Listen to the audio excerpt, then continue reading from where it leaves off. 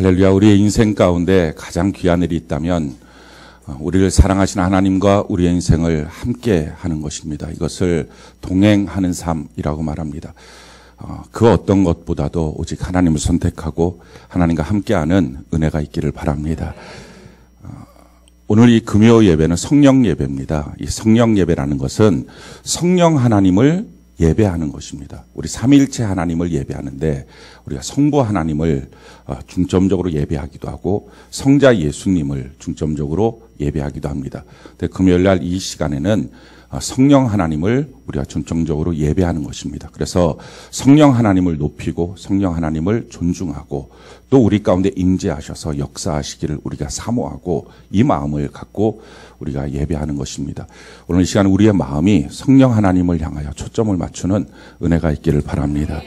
우리가 오늘로써 이제 십계명 말씀을 다 마치게 되고 다음 주부터는 요한계시록 말씀을 갖고 같이 은혜를 나누게 될 것입니다.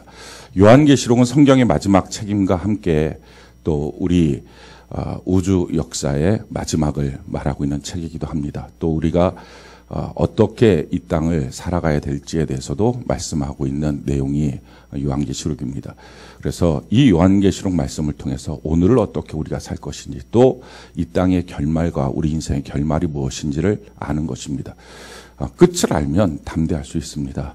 우리가 끝을 모르기 때문에 내 인생이 과연 어떻게 될지에 대해서 전전긍긍하는데 끝을 알고 우리 담대하게 믿음 안에서 살아가는 은혜가 있기를 바랍니다.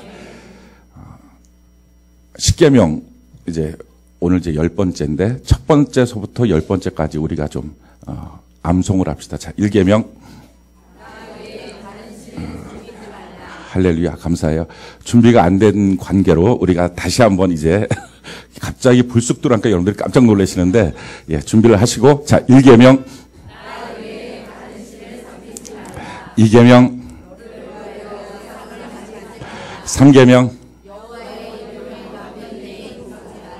근데 가면 갈수록 약간씩 움찔하는데 이게 좀 울리죠? 4계명, 5계명, 6계명, 7계명, 8계명, 9계명,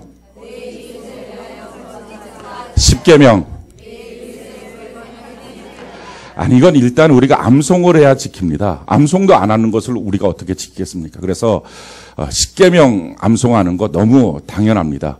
기독교인인지 아닌지 알 수 있는 좋은 방법 중에 한 가지는 주기도문 암송하는지 10계명을 암송하는지 이 두 가지를 보면 알거든요. 꼭 어디 가서도 자기 기독교인이라고 말하는데 거짓말하지 말라고 10계명 암송해보라고 하는데 떠듬떠듬하지 않는 우리 세종학교 성도되는 은혜가 있기를 바랍니다. 이 십계명 전체의 가장 중요한 첫 번째 핵심은 1계명이죠. 나 외에 다른 신을 섬기지 말라. 그러니까 하나님을 향하여 우리의 마음을 다 드려야 된다. 우리 마음이 나누어지면 안 된다 하는 것입니다. 하나님께서 우리를 향해서 자기 아들을 죽이는 사랑을 갖고 오셨습니다. 사랑을 갖고 오신 하나님 앞에 우리가 그분을 만나는 유일한 방법이 있다면 우리도 사랑을 갖고 만나야 됩니다. 하나님을 못 만나는 이유는 자꾸 하나님을 사용하고 이용하고 싶어서 못 만납니다. 우리는 그것을 기도의 응답이라고 하는 좋은 말로 바꾸어 놓지만 사실은 하나님이 아시는 거죠. 나는 너를 향해서 사랑을 갖고 나갔는데 너는 왜 자꾸 나를 이용하려고만 하니? 그럼 못 만납니다. 전심을 갖고 오신 하나님, 온 마음을 갖고 우리를 구원하기 위해서 오신 하나님 앞에 우리도 마찬가지로 전심을 들여야 만납니다. 그래서 성경은 너희가 전심으로 나를 찾고 찾으면 나를 만나리라. 이게 조건입니다. 누구가 오느냐? 이게 중요한 게 아니고요. 마음을 나누지 않고 전심으로 오느냐? 마음을 다하고 목숨을 다하고 뜻을 다하여 사랑하면서 오느냐? 이게 하나님의 조건입니다. 왜 우리가 하나님을 만나지 못하느냐? 이유는 이용하기 위해서, 사용하기 위해서.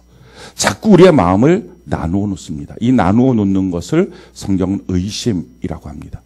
의심이라고 하는 것이 우리 마음에 들어와서 하나님을 향한 마음이 나누어집니다. 그래서 못 만납니다. 전심으로 오늘 이 시간 하나님께 나가는 은혜가 있기를 바랍니다.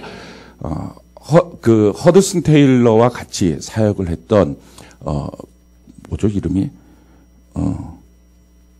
스터드라고 하는 선교사가 있습니다.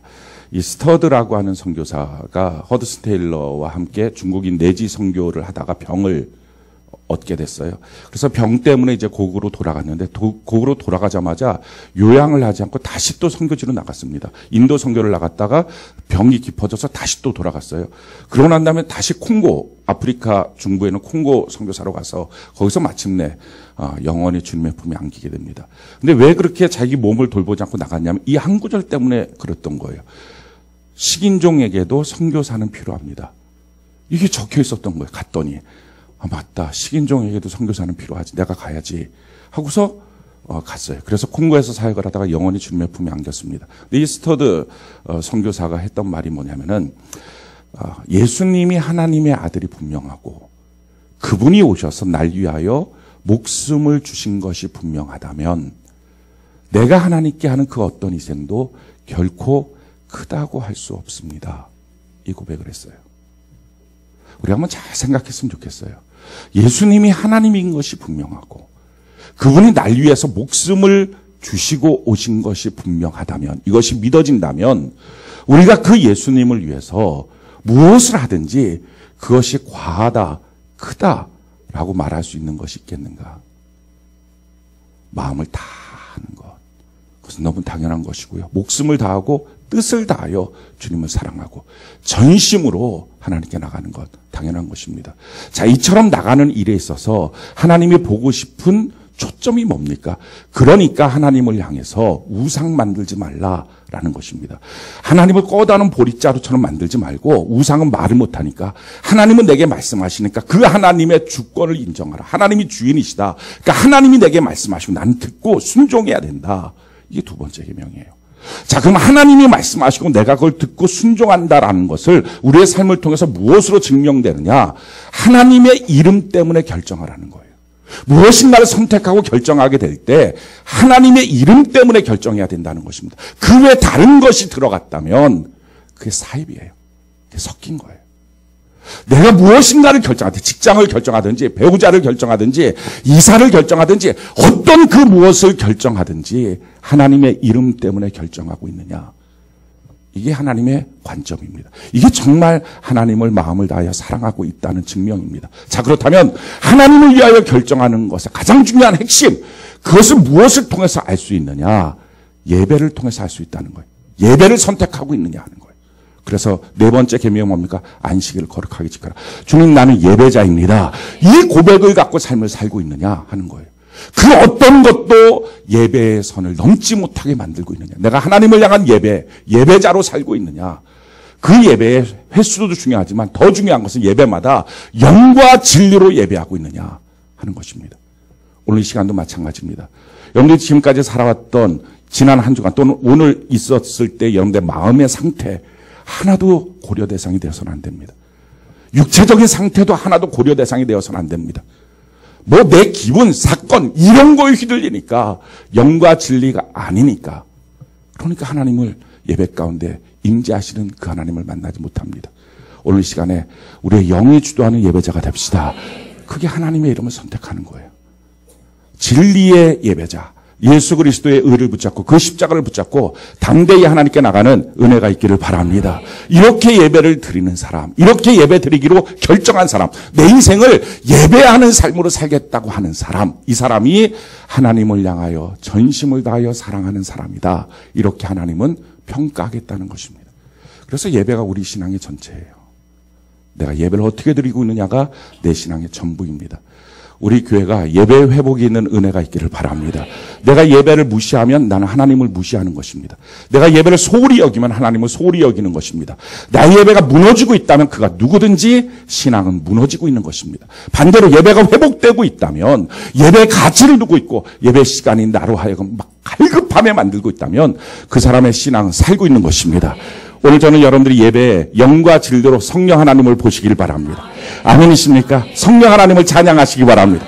성령 하나님을 높이시기 바랍니다. 이 가운데 임재하신 성령님, 내 영이 내 마음을 누르고 내 육신의 조건을 누르고 오직 하나님 한 분만을 향하겠습니다. 그러니까 조건과 이유와 핑계와 변명이 없는 것, 이게 예배예요.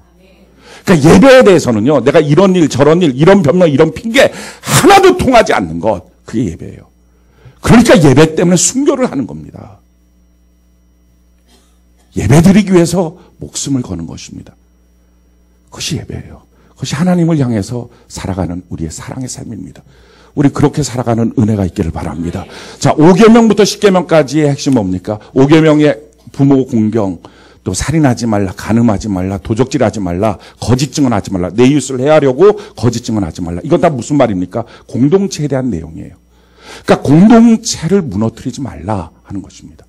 하나님을 사랑하는 것, 하나님을 섬기는 것, 예배를 선택하면서 사는 삶. 또 한 가지 뭡니까? 그리스도인, 구원받은 성도가 살아가는 삶의 핵심은 공동체를 깨트리지 말라 하는 것입니다. 근데 이 공동체를 깨트리는 핵심이 뭡니까? 그게 탐심이에요. 탐심이 들어가면 공동체를 다 깨트려버립니다.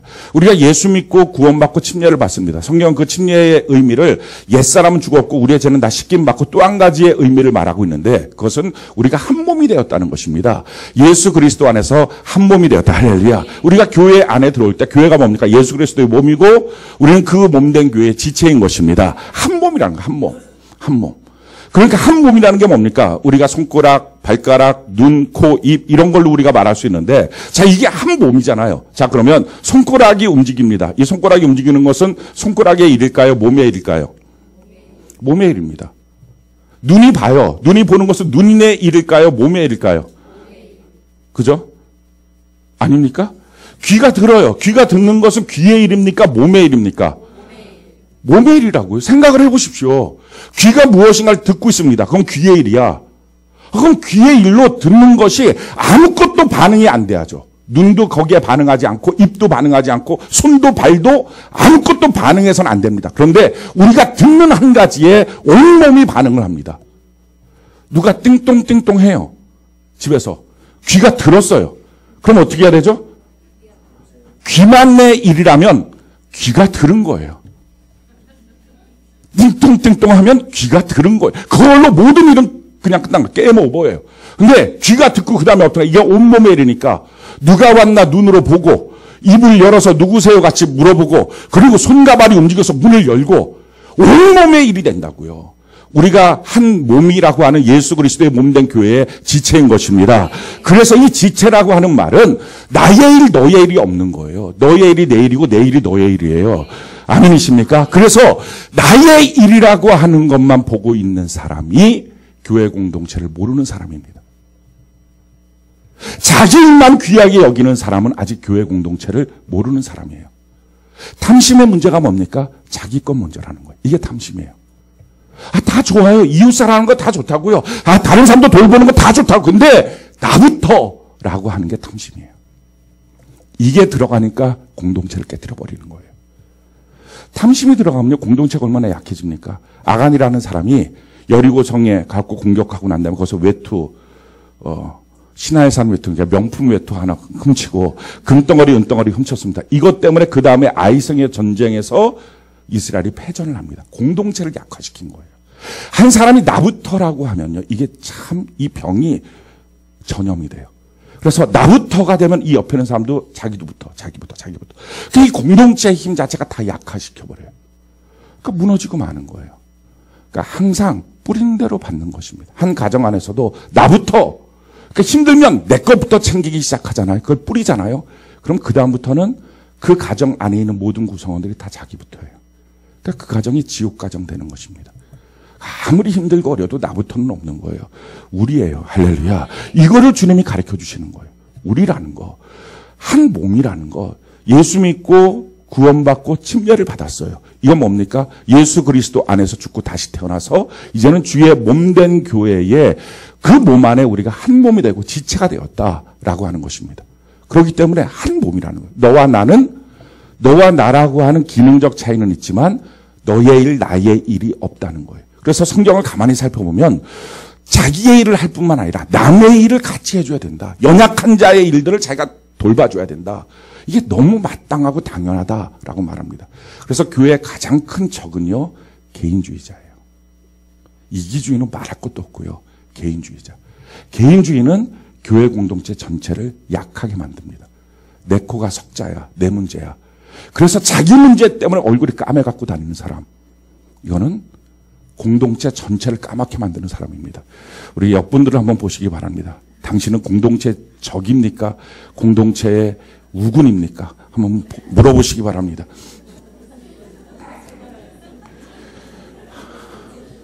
그러니까 자기 문제가 아니라는 거예요. 우리가 한 몸이라는 거예요. 한 몸. 근데 이 한 몸이라는 걸 지키기 위해서 주신 말씀이 부모 공경해라. 거기서 배워야 된다. 한 몸이라는 걸. 부모는 부모, 나는 나. 얼마나 많은 사람들이 자기 부모를 향하여 억울한 마음들을 갖고 있습니까? 가능하면 분리하려고 합니까?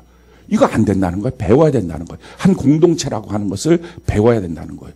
살인하지 말라. 간음하지 말라. 도적질하지 말라. 내 이웃을 해하려고 거짓 증거하지 말라. 다 공동체 안에서의 룰을 지키면서 한 몸으로 살아가라 하는 것입니다. 그 안에서 우리가 살아갈 때 이 탐심을 버리는 것, 공동체 전체를 약화시키는 그 다음번의 전쟁을 공동체가 하지 못하게 하는 것, 나부터, 나 먼저, 이게 가장 큰 죄입니다. 우리는 공동체 안에서 뭔가 상처 주고 뭐 다른 사람을 못 사게 굴고 이런 거를 향해서 저 사람들 참 이상하다라고 말하면서 사실은 자기 혼자 자기 먼저 개인주의로 쏙 왔다 쏙 가고 이런 사람들을 향해서는 그냥 내버려 둡니다. 근데 차라리 상처를 주십시오. 상처를 준다는 얘기 뭡니까? 옆 사람이랑 같이 있다는 거예요. 같이 안 있으면 상처 줄 수 있는 유능한 방법은 없습니다. 옆에 같이 있다 보니까 상처를 주는 거지. 그러니까 차라리 상처를 주십시오. 자기의 인격에 모자란 만큼 그냥 보여주십시오. 그래서 상처를 주면 반응이 오지 않겠어요? 상처를 주니까 그쪽에서 자기를 상처 주지 않겠어요? 아플 거 아니에요. 아프다 보면 아픈 만큼 성숙해집니다. 이게 찬송가지 유행간지는 모르겠지만 아무튼 아픈 만큼 성숙해지는 거예요. 그래서 차라리 상처를 줄지언정 혼자 있지 말라는 거예요. 그것이 가장 공동체를 약화시키는 것이라는 것입니다. 부부간에 싸우는 대화가 있는 가정이 그나마 소망이 있지 이미 말을 하지 않는 가정은요 소망도 없습니다. 혼자만 있는 가정 굉장히 위험합니다. 우리가 한 몸이 되는 은혜가 있기를 바랍니다. 이 탐심이 들어가면요 공동체를 다 깨뜨리는 거예요. 이기주의, 개인주의를 만드는 거예요. 더군다나 이 탐심이 들어가면 이 탐심 때문에 모든 공동체 안에 있는 사람들을 근본적으로 아프게 만들어요. 다윗이 탐심이 들어갔어요. 밧세바라고 하는 여인을 보면서 자기 마음속에 욕심이 들어갔어요. 자, 그러니까 그 욕심 때문에 어떻게 합니까? 그 욕심 때문에 간음을 하죠. 7번째 계명을 어겨요. 그러고 난 다음에 그 간음하고 난 다음에 도적질을 합니다. 남의 아내를 도적질하는 8번째. 그리고 9번째 거짓말을 합니다. 우리아 보고 오라 그래서 너 휴식을 주는 거야. 너 전쟁 잘했으니까. 사실 그게 아니고 자기의 죄악을 은폐하려고 하는 거죠. 그래도 그 소원이 안 들어지니까 6번째 살인을 합니다. 나머지 모든 계명이 다 무너져요. 그리고 마침내 이것 때문에 다윗의 자녀들은 다윗을 존경하지 못합니다. 부모 공경을 하지 못하는 죄까지 만들어버려요.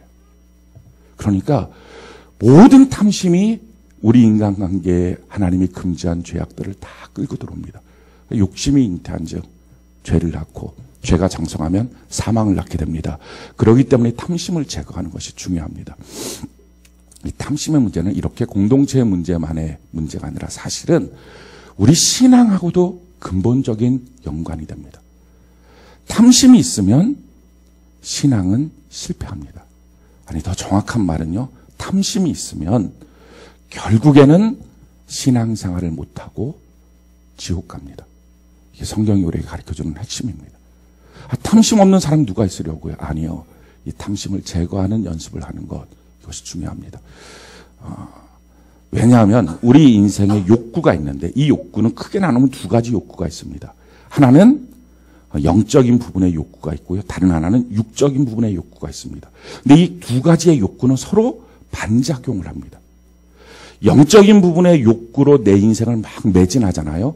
그럼 육적인 부분에 대한 욕구에 대해서는 사람이 둔감해집니다. 별것 아니라고 생각이 들어요. 반대로 육적인 부분의 욕구에 대해서 내가 민감해지면 영적인 부분의 욕구에 대해서는 별로 관심이 없어집니다. 성경이 우리에게 이렇게 말합니다. 요한 1서 2장 15절로 16절 우리 같이 한번 읽어볼까요? 시작. 이 세상이나 세상에 있는 것들을 사랑하지 말라. 누구든지 세상을 사랑하면 아버지의 사랑이 그 안에 있지 아니하니 이는 세상에 있는 모든 것이 육신의 정욕과 안목의 정욕과 이생의 자랑이니 다 아버지께로부터 온 것이 아니요 세상으로부터 온 것이라. 아멘. 그러니까 세상의 사랑이 들어가면 세상을 향한 사랑이 들어가면 세상을 향한 욕구가 내 마음에 들어가면 아버지를 향한 사랑이 사라진다는 거예요. 아버지를 향한 사랑이 내 안에 들어오면 세상을 향한 욕구가 없어집니다. 신기해요. 한 사람이 선택을 할 수 있어요. 우리 셀장님들 중에 그런 분들이 있는데 이제 요즘엔 그게 문화인 것 같아요.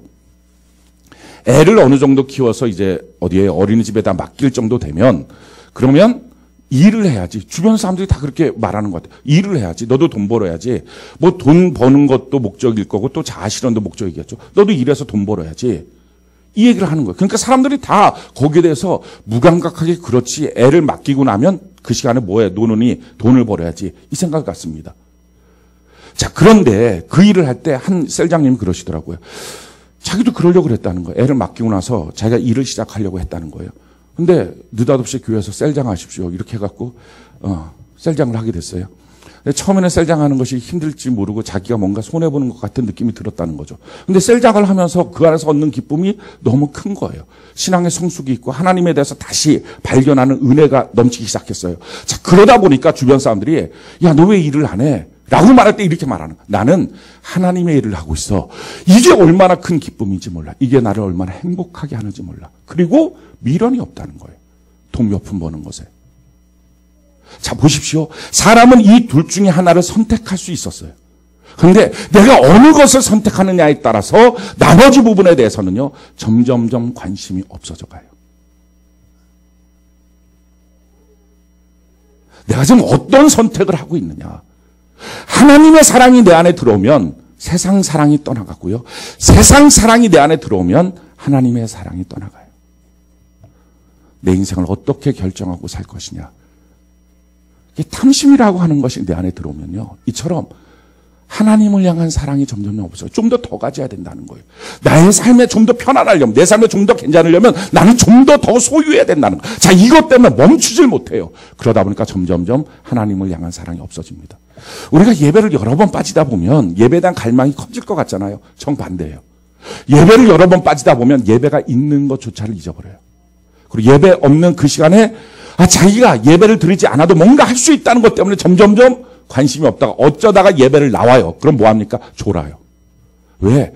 거기에 대한 가치를 못 느끼는 거예요. 그러니까 이처럼 반작용을 합니다. 그래서 마귀가 우리에게 욕심을 심어놔요. 세상에 대한 욕심을 심어놔요. 더 많이 가져야 내가 행복할 것 같다는 욕심을 심어놔요. 그래서 그 욕심으로 달려가다 보면 하나님을 향한 사랑이 없어져요. 그래서 이 탐심의 핵심이 뭐냐? 이렇게 말하고 있어요. 골로새서 3장 5절 우리 같이 한번 읽어볼까요? 시작. 탐심은 우상 숭배. 성경은 분명히 말합니다. 탐심이 왜 우리 안에 들어와서 작동을 하느냐? 마귀가 왜 이 탐심을 주느냐? 이유는 하나님이 아니라 우상, 특별히 돈을 사랑하게 만드는 것. 이게 탐심이라는 거예요. 더 많이 가지면 행복할 거라고 생각합니다. 더 많이 있으면 내가 더 좋을 거라고 생각합니다. 우리가 뒤돌아보십시오. 진짜 그랬는지. 진짜 그것이 우리 인생을 행복하게 했는지. 조금만 더 있으면 행복할지. 한번 되돌아보십시오. 한 부유한 사람은 자기의 재산이 뭐 이름이 누구도 아무튼 뭐 유명한 사람 중에 한데 하워드. 뭐 어마어마하게 재산이 많았는데 그 사람이 마침내는 호텔방에서 영양실조로 죽었어요. 근데 왜 그렇게 영양실조로 죽었느냐? 이유가 뭐냐면은 그렇게 돈이 많은데요. 그걸 뭐죠? 이게 세균에 대한 두려움이 생긴 거예요. 마음속에. 그래서 다 이 소독한 걸로다가 이렇게 붙잡고 이렇게 열어야 되고요. 그리고 음식도 제대로 이 세균이 있을까봐. 아니, 적당히 들어가야 되는 거지. 이게 어떻게 세균을 안 먹냐. 근데 적당히 들어가지 못해. 모든 음식을 다 세균을 완전히 멸균하고 먹으니까 영양가가 거의 없어진 거예요. 그렇게 영양실조로 죽었어요. 어마어마한 돈을 가진 사람이. 더 놀라운 것은 자녀가 없다는 거예요. 궁금해요. 그 돈은 어디로 갔을까? 근데 그런 거 궁금해하지 맙시다. 사랑하는 성도 여러분, 우리 마음속에 탐심이 있으면 하나님을 향한 사랑이 점점 없어집니다. 우리 마음속에 있는 탐심을 제거하는 것. 그래서 성경이 우리에게 이렇게 말을 하죠. 디모데전서 6장 9절로 10절 우리 같이 한번 읽어볼까요? 시작. 부하려 하는 자들은 시험과 올무와 여러 가지 어리석고 해로운 욕심에 떨어지나니 곧 사람으로 파멸과 멸망에 빠지게 하는 것이라. 돈을 사랑함이 일만하게 뿌리가 되나니 이것을 탐내는 자들은 미혹을 받아 믿음에서 떠나 많은 근심으로써 자기를 찔렀도다. 자, 자기 마음속에 여러 가지 가지 어리석고 해로운 욕심이 막 들어오면 사람으로 파멸과 멸망에 빠지게 한다는 거예요. 이게 마귀의 전략이에요. 우리 안에 탐심을 주는 거. 더 가져야 행복하다고 하는 거. 나는 조금 더 필요하다고 하는 거. 이게 우리 인생을 불행하게 만드는 거예요. 돈을 사랑하는 것이 일만하게 뿌리가 된다. 그것을 탐내는 자는 미혹을 받아 믿음에서 떠나 많은 근심으로서 자기를 찔렀다. 내가 조금 더 갖겠다고 하는 그 탐심이, 나는 조금 더 필요합니다 라고 생각하는 그 탐심이 나로 하여금 믿음을 떠나게 합니다. 우리가 잘 기억해야 됩니다. 직장 하나 선택하는 것이 내 신앙에 무슨 큰 변수일까? 아니요. 그 직장 때문에 우리가 신앙을 상실할 수도 있습니다. 그 아르바이트 하나가 내 신앙에 그렇게 큰 문제일까? 그 하나가 내 신앙을 상실시킬 수가 있습니다. 믿음에서 떠나게 만들 수 있습니다. 그 몇 푼의 돈이. 여러분 생각해 보십시오. 사울왕이 왜 버림받았습니까? 왕인데, 하나님이 선택한 사람인데. 성경은요, 소 몇 마리 때문이라는 거예요. 그 아말렉에 가서 진멸하라 그랬습니다. 근데 진멸하지 않고 거기서 보기 좋은 것들을 갖고 옵니다. 갖고 오니까 사무엘이 이렇게 그를 향해서 책망을 하죠. 사무엘상 15장 19절에 어찌하여 왕이 여호와의 목소리를 청종하지 아니하고 탈취하기에만 급하여 여호와께서 악하게 여기시는 일을 행하였나이다. 지금 왜 그렇게 소 몇 마리에 집중하고 살았냐. 그것 때문에 하나님은 당신을 왕의 자리에서 쫓아냈습니다. 있는 그 자리를 뺏기는 것은요, 없어서 뺏기는 게 아니라 더 가지려고 하다가 뺏기는 거예요. 신앙의 그 믿음을 빼앗기는 것은요, 더 가지려고 하는 거, 소 몇 마리 때문에 뺏기는 거예요. 여러분들 예배를 빠지는 삶의 이유가 뭡니까? 만약에 돈이라면 그 예배 빠지는 시간에 얻는 돈이 얼마입니까? 그 돈 때문에 신앙이 날아가는 거예요. 그 가치를 몰라요. 자기 신앙의 가치를. 사람들은요, 자기 신앙은 계속 있을 거라고 생각해요. 안 변할 거라고 생각해요. 예배가 하나님을 사랑하는 우리의 유일한 가늠쇠라고 성경은 말하고 있죠. 그렇다면 이 예배를 내가 자꾸 상실했다면 하나님을 향한 사랑이 사라지겠죠. 근데 그 이유가 뭐예요? 얼마의 돈, 알바의 그 자리, 편안한 그 위치, 이런 것들 때문에 결국은 그런 것들을 상실하고 마는 거예요. 그리고 신앙이 없어지는 거예요. 예배 드리지 않아도 신앙 좋은 사람 지금까지 한 번도 본 적이 없어요. 예배 드리지 않으면 신앙은 무너집니다. 예배는 내 신앙을 회복시키는 유일한 길이에요. 좀 덜 벌자고요. 덜 쓰자고요. 우리에게 있어서 반드시 써야 될 것이 있습니다라고 하는 것을 없애자고요. 그거 없애면 그때부터 편해져요. 이거는 꼭 우리 삶에 있어서 있어야 된다고 하는 걸 없애버리자고요. 그렇게 꼭 나가야 될 돈이 있으면 그 돈이 나가야 될 출처를 없애버리자고요. 그리고 하나님을 선택해보는 거예요. 어차피 살아봤자 몇십 년 더 살겠어요. 몇 년 더 사실 것 같아요? 옆분들에게 한번 물어봅시다. 당신은 몇 년 정도 앞으로 더 살 것 같습니까? 한번 물어보십시다. 자, 이 중에서 100년 있습니까? 100년? 이 중에서 나 100년 정도는 더 살 수 있다. 앞으로. 100년. 100년. 지금 몇 살이죠? 은빈이는? 은빈이가 아니고 뭐지? 이름이? 은빈 맞아요? 왜 이렇게 은빈이가 많죠? 가만있어 봐. 누구도 또 은빈인데? 영은빈도 있다. 고은빈. 고은빈 자매. 넌 지금 몇 살이에요? 20살. 100년 더 살면 120살이잖아요. 가능할 수도 있겠다, 저기는. 근데, 좀 지긋지긋하겠네. 이런 삶을 100년을 더 살아야 되잖아요. 좀 징그럽지 않습니까? 여러분들의 삶이 여기서부터 뭔가 훨씬 더 좋아질 것 같습니까? 안 그래요. 지금 이렇게 지지고 볶고 하는 이 삶을, 맨날 호덕호덕하는 이 삶을 앞으로 여러분들이 조금 전에 얘기했던 앞으로 몇 년 더 그만큼 사는 거예요. 기왕이면 줄입시다. 그거. 뭘 더 살겠다고. 우리는 줄이면 줄이는 대로 천국입니다. 아멘이십니까? 그거 자신 없는 사람들은요. 길게 산다고 천국 가겠어요. 이 땅에서 지옥까지 살다가 죽으면 또 지옥이지. 그러지 말고 그냥 아싸라게 우리 천국 가는 주의 백성 되는 은혜가 있기를 바랍니다. 그러려면 이 땅을 살 때 하나님의 사랑으로의 마음을 꽉 채우는 것. 그것이 필요합니다. 사실 이 하나님의 사랑을 잃어버리는 것, 나로 하여금 기도할 수 있는 그 마음을 빼앗아 버리는 것, 기도의 시간도 빼앗고 마음도 빼앗고 예배 드릴 수 있는 열정도 빼앗는 것, 사실은요, 고상하게 말해서 뭐 이것저것 일이라고 말하지 돈 몇 푼 아닙니까? 그렇게 놓고 가만히 따져놓고 보면 참 내가 참 초라하고 치사하다. 이거 몇 푼 때문에 최저생계비로 따지면 1시간 7,000원, 우리 예배 2시간 드린다면 14,000원 때문에 내가 하나님을 잃어버리고 사나? 하나님을 잃어버리고 사나? 안 먹어도 되는데 그 정도는. 사랑하는 성도 여러분, 우리가 과연 뭘 선택하고 사는지. 탐심은요, 뭐 대단한 무엇인가를 갖는 게 아니라 자꾸 나로 하여금 조금만 더 있으면 편하겠다. 조금만 더 가지면 편하겠다. 그래서 뭘 갉아먹습니까? 다른 거 안 갉아먹어요. 하나님을 향한 나의 마음과 시간과 자리를 갉아먹어요. 그래서 주의 일을 할 수 없다고. 그래서 주의 일을 할 수 있는 시간이 없다고. 예배 드릴 수 있는 시간이 없다고. 기도할 수 있는 시간적 여유가 없다고. 생각해 보십시오. 다른 거 갉아먹나요? 안 갉아먹어요. 잠자는 시간 갉아먹나요? 거의 안 그래요. 밥 먹는 시간 거의 안 그래요. 밥을 굶어가면서 일하는 사람 봤습니까? 없어요. 뭐래도 먹으면서 씩씩거리고 다니지. 하나도 그런 거는 갉아먹지 않아요. 근데 결국 뭘 갉아먹어요? 예배를 갉아먹어요. 14,000원 때문에. 하나님을 못 만나요. 14,000원 때문에. 좀 치사하죠? 제가 자꾸 치사라고 좀 얘기하는 거예요.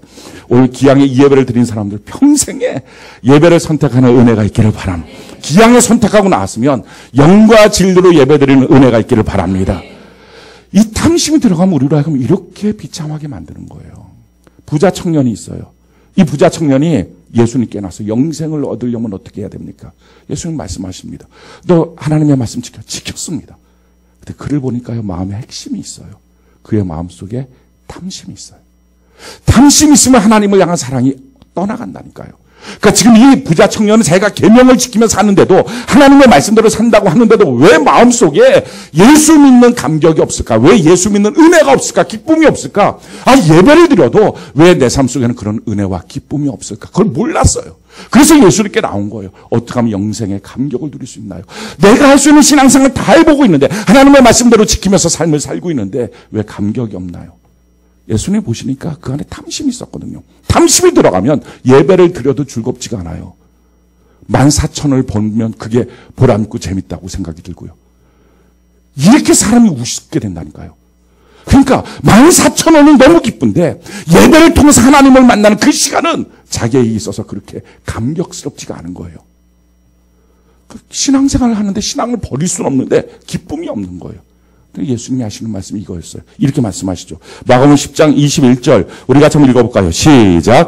예수께서 그를 보시고 사랑하사 이르시되 내게 아직도 한 가지 부족한 것이 있으니 가서 내게 있는 것을 다 팔아 가난한 자들에게 주라. 그리하면 하늘에서 보화가 내게 있으리라. 그리고 와서 나를 따르라. 얼마나 기가 막힌 기회입니까? 예수님을 따라가는 삶의 모습, 사도가 될 수 있는 그 기회. 자기 인생 영원한 감격 속에 살 수 있는 것. 누가 창조주를 따라갈 수 있는 기회를 얻을까요? 이 땅에 전체 인류 중에 12명만 있었던 그 기회를 지금 이 부자 청년에게 주겠다는 거예요. 그리고 그 조건은 한 가지였어요. 너 있는 거 물건 다 팔고 와. 가난한 사람 나눠줘.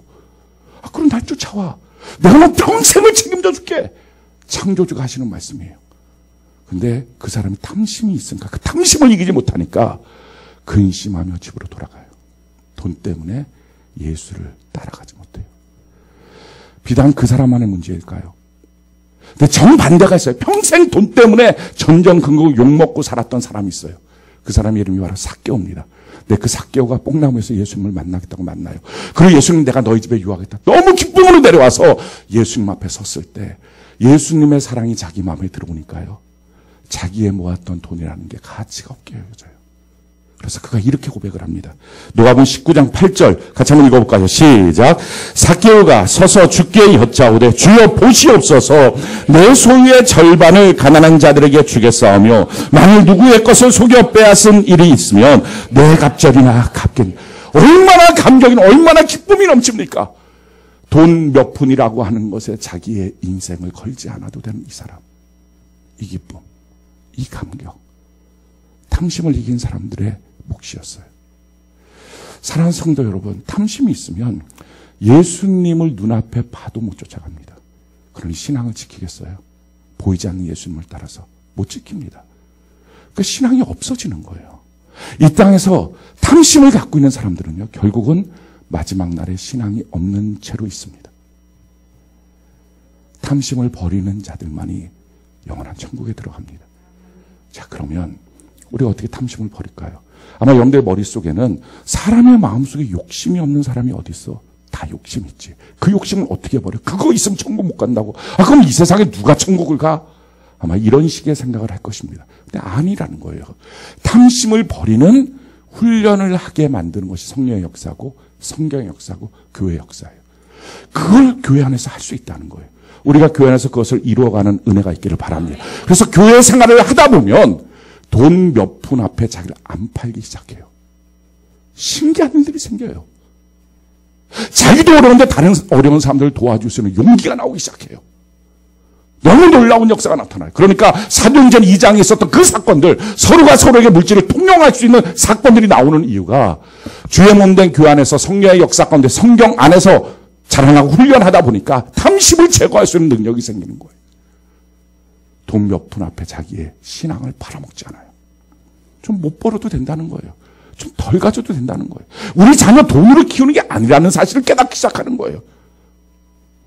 알잖아요. 수능시험 만점 받는 아이들 주로 나와서 하는 말이 학원 안 다녔어요. 집에서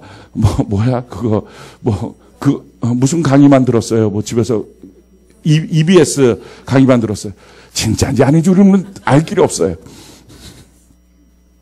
그런데 왜 그럴 수 없겠냐고요. 그렇게 할 수 있잖아요. 학원 다니셨던 분, 예전에 고등학교 때 한번 손 한번 들어봅시다. 학원 다니셨던 분. 학원 한 분, 두 분, 세 분, 네 분, 다섯, 여섯. 나갈 때 그 대학 어디로 갔는지 적어놓고 나갔어요. 제가 다 봤어요. 참고로 저는 학원을 안 갔어요. 안 가도 대체로 제가 조금 더 괜찮은 대학을 간 것 같아요. 그럴 수 있다니까요. 이건 뭐 특별히 하나님이 지혜를 주셔서 이런 식으로 말하고 싶진 않아요. 그렇지만 우리가 알고 있는 것처럼 반드시 내가 돈을 벌어서 내 자녀를 학원을 보내야 아이가 인생이 잘 풀릴 거야. 어디서부터 인생이 꼬인 거예요? 내가 돈을 벌어서 내 자녀를 학원을 보내야까지는 맞을 수 있어요. 돈만 주면 가는 곳은 학원이니까. 근데 학원을 가면 아이가 공부를 잘할 거야. 서도 약간 삐딱하죠. 공부를 설사 잘해서 좋은 대학 가면 인생이 잘 풀릴 거야. 거기선 더 삐딱하죠. 아니에요. 하나님이 우리 인생을 붙잡고 가셔야 돼요. 아멘이십니까? 하나님이 붙잡고 가셔야 돼요. 그러니까 우리의 탐심이 우리의 인생을 더 좋게 만들 수 없다는 거예요. 우리 탐심을 제거하는 훈련을 합시다. 어떻게 해야 될까요? 제일 처음에 우리 탐심을 제거하는 훈련, 멈추라는 거예요. 멈추라. 한번 따라합시다. 멈추자. 멈추자. 이만하면 됐다. 다시 한번 이만하면 됐다. 아멘이십니까? 혹시 이것이 여러분들에게 동의가 안 됩니까? 무슨 말씀, 목사님? 말도 안 되는 얘기, 뭘 이만하면 돼요, 진짜. 그런데 성경이 우리에게 조건을 이렇게 말하고 있어요. 우리 성경대로 갑시다. 디모데전서 6장 6절로 8절 우리 같이 한번 읽어봅시다. 시작. 그러나 자족하는 마음이 있으면 경건은 큰 이익이 되느니라. 우리가 세상에 아무것도 가지고 온 것이 없음에 또한 아무것도 가지고 가지 못하리니 우리가 먹을 것과 입을 것이 있은즉 족한 줄로 알 것이다. 아멘. 입었잖아요, 지금 다. 벗은 분 없죠? 벗은 분 없죠? 다 입었죠? 먹었죠?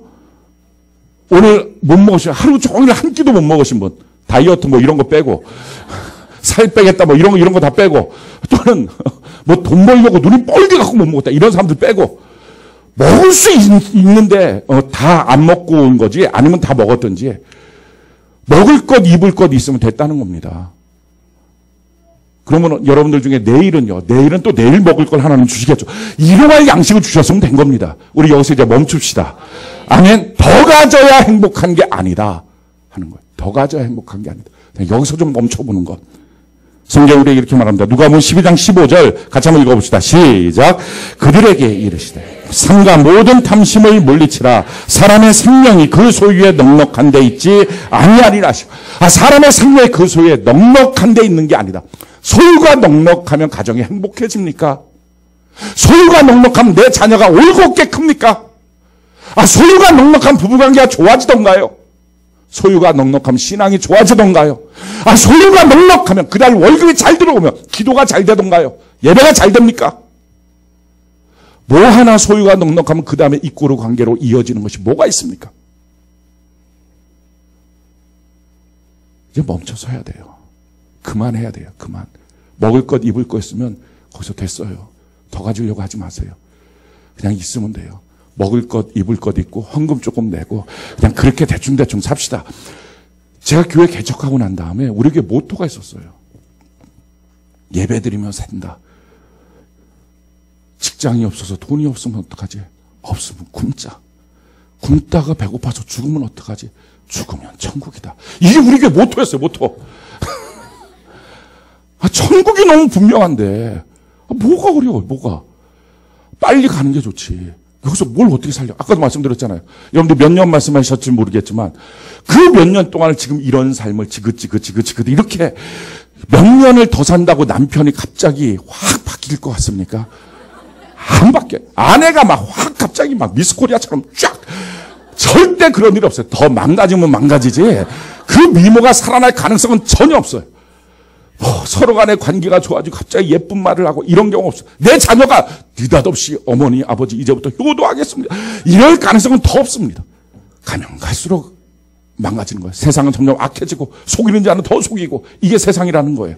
그러니까 못된 사람은 점점 더 못돼집니다. 그러니까 더 이상 미련두지 말고 우리 빨리 가는 걸로 결정을 하되 어찌하든지 빨리 가는데 주님이 불러야 가는 거니까 그때까지는 성실하게 주의를 하면서 삽시다. 대신에 우리가 사는 동안에 돈 몇 푼에 예수 팔아먹지 말고 돈 몇 푼에 예배 팔아먹지 말고 돈 몇 푼에 하나님이 나에게 해주시는 일의 자리를 팔아먹지 말고 그렇게 살아갑시다. 있어도 그만 없어도 그만이지만 예배는 있어도 그만 없어도 그만이 아니잖아요. 내 주님은 있어도 그만 없어도 그만이 아니잖아요. 우리 신앙생활 정말 목숨 걸고 합시다. 그럴 가능성이 있는 것이 죽으면 천국인데 못 걸 게 뭐가 있어요. 직장생활 목숨 걸고 해봤자 직장생활에서 죽으면 뭐가 나옵니까? 아무것도 나오는 게 없잖아요. 우리 영원한 천국을 위해서 멋지게 살아갑시다. 죽으면 천국이지 뭐. 우리 옆분들에게 당신은 죽으면 천국 아닌가? 난 죽으면 천국이다. 당신은 어디입니까? 죽으면 물어봅시다. 진짜 천국 맞습니까? 천국 맞냐고요? 천국 맞습니까? 맞아요. 정말 천국 맞아요. 아니 그럼 뭐가 두려워요? 죽으면 천국인데. 예배 선택하다가 직장 없어서 돈을 못 벌어. 돈이 없어. 그럼 돈이 없으면 굶지 뭐. 아니 돈이 없는데도 먹으려고 여기 저기 빚지고 다니지 맙시다. 그냥 굶어요. 주님이 돈을 안 주신 걸 어떻게 하려고요. 그럼 굶는 거예요. 굶으면서 주님 굶었습니다. 내일도 안 주시면 내일도 또 자랑스럽게 굶겠습니다. 그냥 그렇게 사는 거예요. 아버지가 굶기는데 굶으면 하니까 굶기는 거 아니겠어요? 비축해 놓은 게 많으니까 그냥 저를 보고 웃지 마시고 자기의 배를 보고 웃으세요. 자기의 배를 봐도 충분히 나만큼 살 수는 있어요. 내가 사는 만큼은 여러분들 살 수 있는 비축량은 충분히 돼요. 고개를 들어요. 그리고 날 봐요. 이제 배를 그만 보시고요. 그러니까 그냥 굶으면 죽으면 천국이고 우리를 거리끼게 만들고 두렵게 만들 게 뭐가 있냐고요. 돈 몇 푼 더 벌어서 뭐 사실 겁니까? 아니 돈 몇 푼 더 벌어서 TV 바꾸면 뭐 할 거예요? TV를 바꾸면 TV에 연속극에 있는 주인공이 나와서 나한테 프로포즈 할 것입니까? 그런 예는 없어요. 돈 몇 푼 더 벌어서 냉장고 바꾸면 뭐 할 거예요? 음식이 갑자기 거기다 쓰여지겠습니까? 도깨비 망망입니까? 돈 몇 푼 더 벌어서 좋은 집을 사면 뭐 할 겁니까? 그건 행복이 없다면, 주님이 없다면.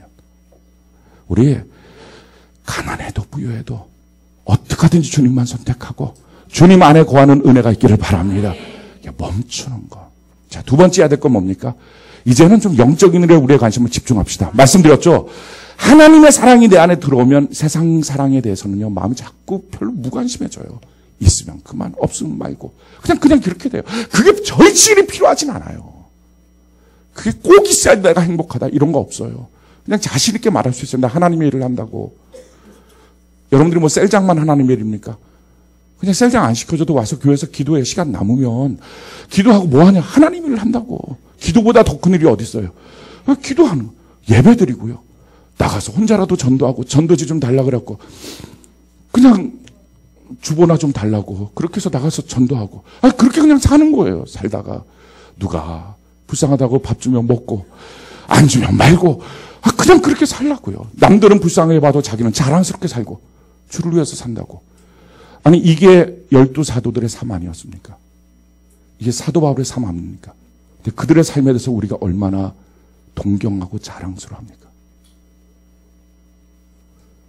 우리를 위축시킬 게 뭐가 있냐고요. 마귀가 다 탐심을 주어서 위축시킵니다. 반대로 물어보겠습니다. 예배를 빠지고 벌어서 뭘 했습니까? 예배를 빠져서 번 14,000원을 모아서 뭘 했습니까? 생각을 한번 해보십시오. 열심히 벌어서 그래 뭘 했습니까? 가만 생각해 보면 한 것보다 없어진 게 더 많아요. 우리 왜 이렇게 손해난 인생 살냐고요.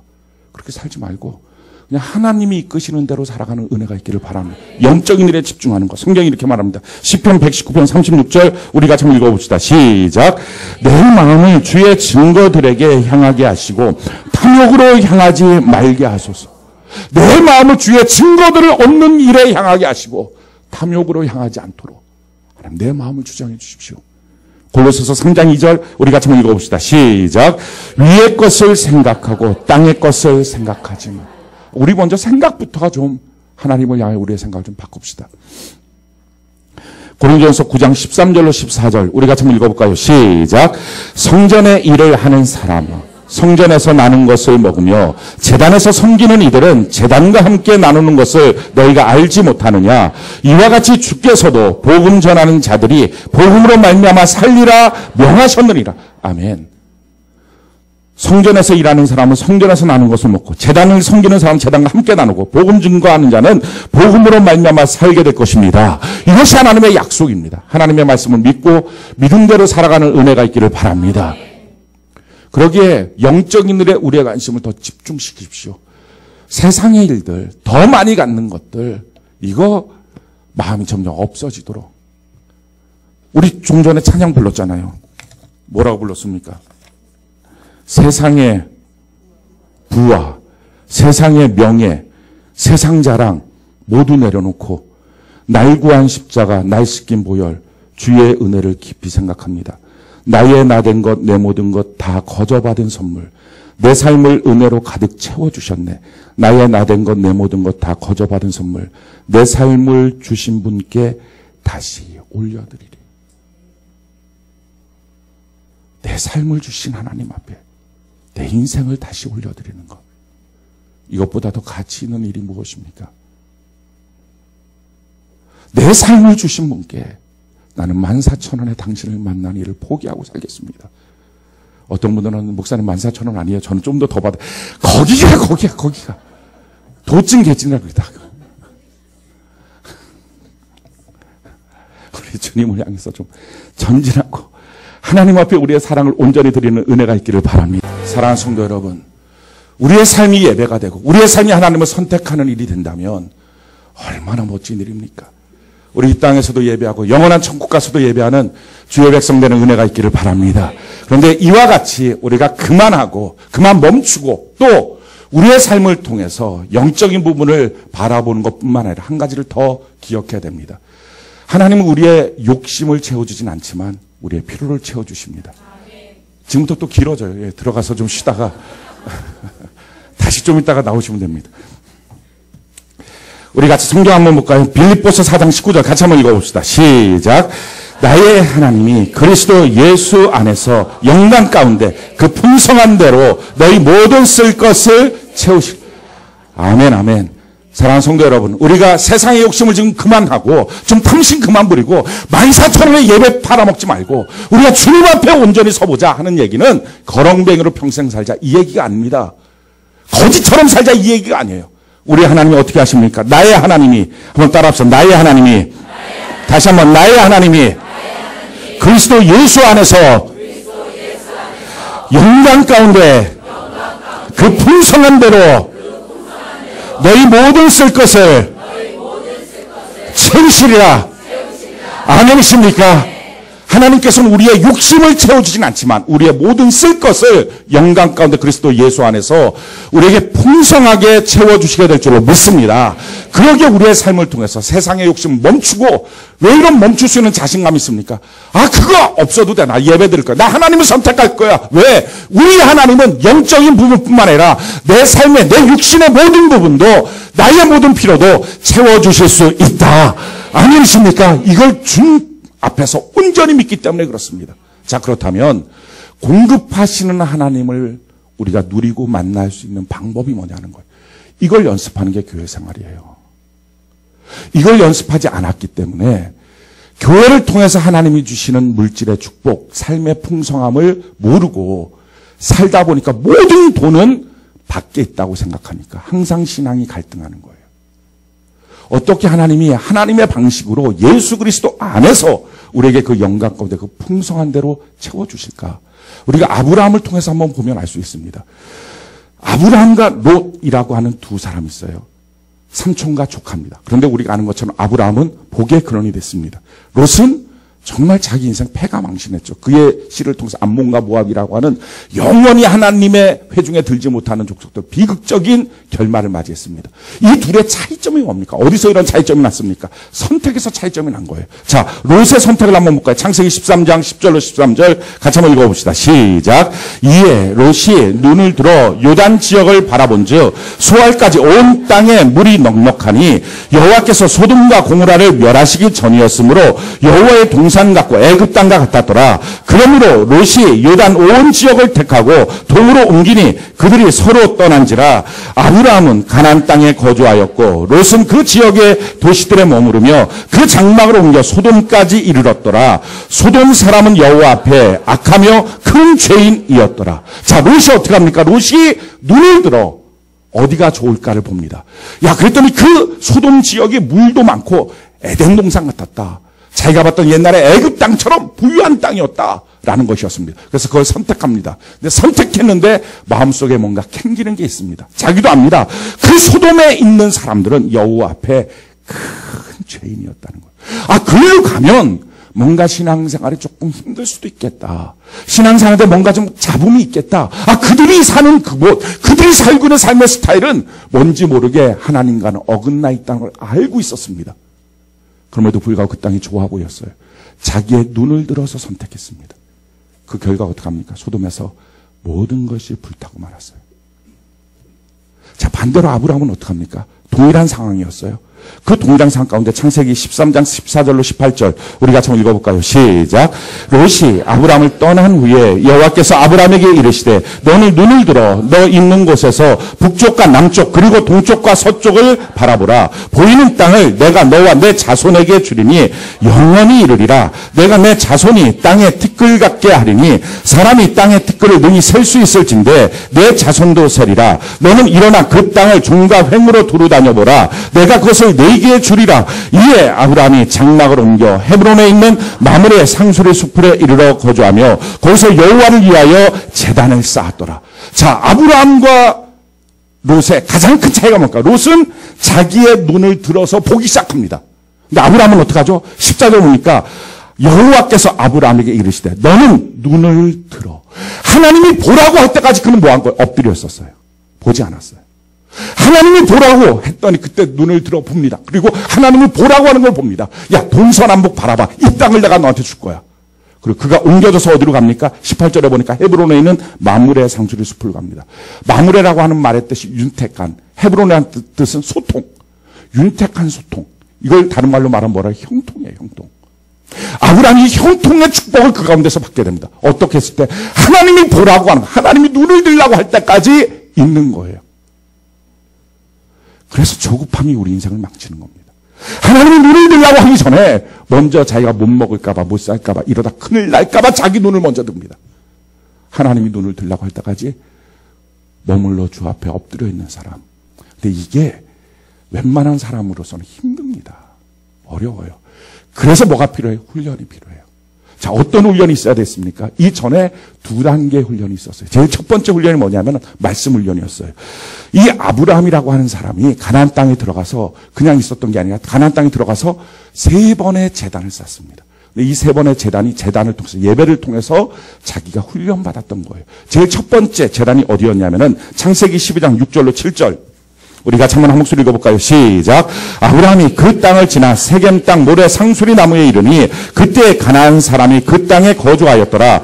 여호와께서 아브라함에게 나타나 이르시되 내가 이 땅을 내 자손에게 주리라 하신지라. 자기에게 나타나신 여호와께 그가 그곳에서 거기서 제단을 쌓습니다. 하나님이 약속하셨습니다. 이 땅을 주겠다. 근데 그 약속하신 그 땅이 어떤 땅입니까? 세겜, 모래입니다. 세겜이라는 말의 뜻은 어깨, 모래라고 하는 말은 지식, 교훈.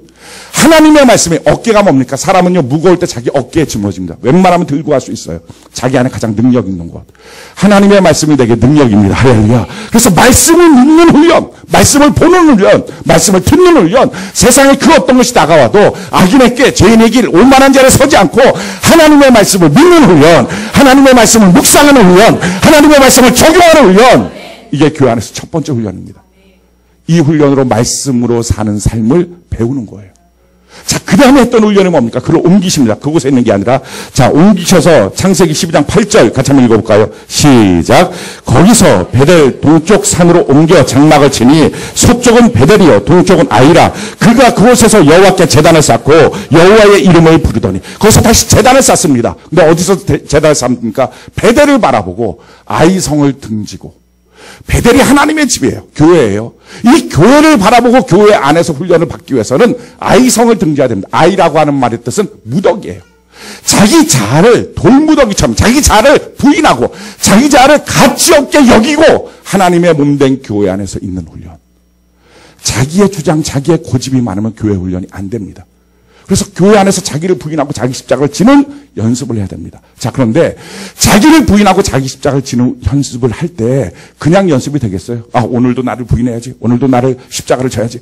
이거 되지 않습니다. 이거 며칠 하다 보면 이거 힘듭니다. 그래서 하나님이 시험 문제를 줍니다. 교회 안에서. 2개의 시험 문제가 꼭 있어요. 누구든지. 첫 번째 시험 문제는 돈. 두 번째 시험 문제는 사람입니다. 제일 첫 번째 시험 문제는요, 기근이에요. 성경이 우리에게 이렇게 말합니다. 창세기 12장 10절 같이 한번 읽어볼까요? 시작. 그 땅에 기근이 들었으므로 아브라함이 애굽에 거류하려고 그리로 내려갔으니 이는 그 땅에 기근이 심하였다. 자, 제일 첫 번째 교회 안에서 하나님의 말씀대로 살겠습니다. 나를 부인하겠습니다. 나의 십자가를 지겠습니다. 라고 할 때 나타나는 우리의 삶의 훈련, 그것은 돈의 문제예요. 딱딱 기도하면 돈이 뚝뚝 떨어지면 좋겠는데 그렇게 안 주십니다. 그렇게 안 주셔서 훈련이에요. 그때 보는 거예요. 자기 자신을 돌무더기처럼 여기는지. 없어도 괜찮습니다. 예전에 많이 갖고 있었던 것 지금은 없어도 괜찮습니다. 다른 사람 앞에 내가 돈이 없다는 사실이 드러나는 것도 괜찮습니다. 나는 자존심으로 살지 않고 하나님이 주시는 자존감으로 살겠습니다. 나는 하나님의 자녀입니다. 그래서 그 땅을 떠나지 않는 것, 그 땅에 거주하는 것.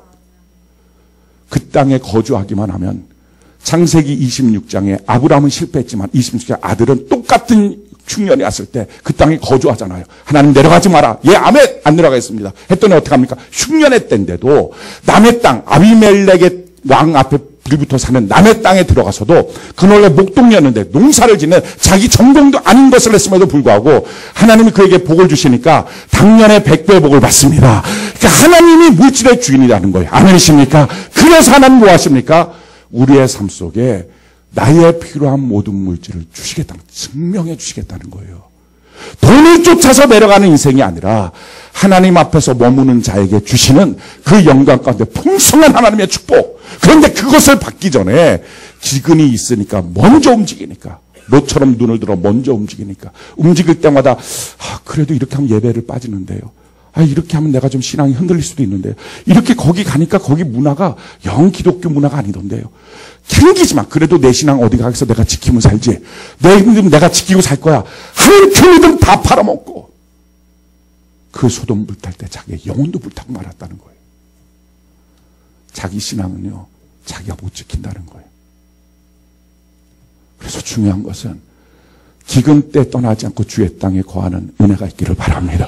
두 번째, 이 교회 공동체 안에서 자기를 부인하고 자기 십자가를 지는 일을 할 때 테스트가 뭐가 있냐? 하나님의 문제가 뭐냐? 사람이에요. 갈등이에요. 누구와 누구의 갈등입니까? 아브라함과 롯의 갈등이에요. 너무 믿었던 그 사람.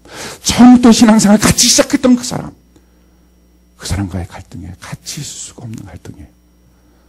자, 이 갈등 가운데 이 문제를 어떻게 해결합니까? 교회 생활하면요. 옆 분들을 보십시오. 그 앉아있는 옆 사람이 당신을 찌르는 가시가 될 가능성이 99.9%입니다. 그 사람 미워서 교회 생활하기가 싫고 그 사람이랑 같은 셀에 있는 것이 가장 큰 지옥이고 이런 날이 반드시 오고야 말리라. 그럴 때라도 그렇군요, 주님. 그래서요, 사람 좋아서 신앙생활하는 인본주의는 끝까지 못 가는 거예요. 예수 좋아서 신앙생활 해야지. 아멘이십니까? 말씀 좋아서 신앙생활 해야지. 사람 따라다니는 신앙생활 갖고서는요, 마지막 그날까지 서지 못해요. 그러니까 자꾸 인본주의를 버리라는 거. 우리끼리 좋은 사람 만나서 좋은 거, 좋은 사람 만나서 좋은 아브라함과 롯이 결국은 서로 찌르는 관계가 되는 거예요. 성경이 우리에게 이렇게 말합니다. 창세기 13장 7절로 9절. 이럴 때 우리가 어떻게 해야 되느냐. 같이 한 목소리 읽어봅시다. 시작. 그러므로 아브라함의 가축의 목자와 롯의 가축의 목자가 서로 다투고 또 가나안 사람과 브리스 사람도 그 땅에 거주하였는지라. 아브라함이 롯에게 이르되 우리는 한 친족이라. 나는 너나 내 목자나 서로 다투게 하지 말자. 내 앞에 온 땅이 있지 아니하냐. 나를 떠나가라. 내가 좌하면 나는 우하고 내가 우하면 나는 좌하리라. 서로는 너무 신앙 좋아요. 어느 날 애끼리 서로 싸우는 거예요.